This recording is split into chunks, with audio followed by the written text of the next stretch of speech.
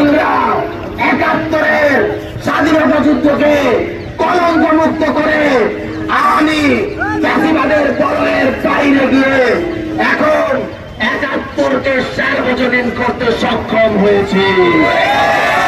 ৭১-এর আমাদের সবার ৭১ কোন ফ্যাসিস্টের না, তার বাপের না, তার বাপ ছেলের না, তার বোনের না।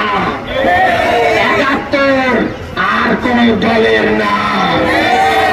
আজকে ওই গুজরাটের কসাই নরেন্দ্র মোদী টুইট করে বলে ৭১-এর বিজয় নাকি তারেও।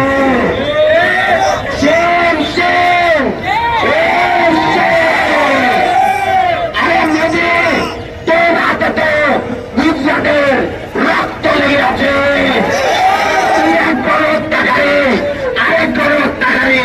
আসলে এখানে দিল্লিতে জায়গা দিতে 2 বড় হত্যাকারী, দিল্লিতে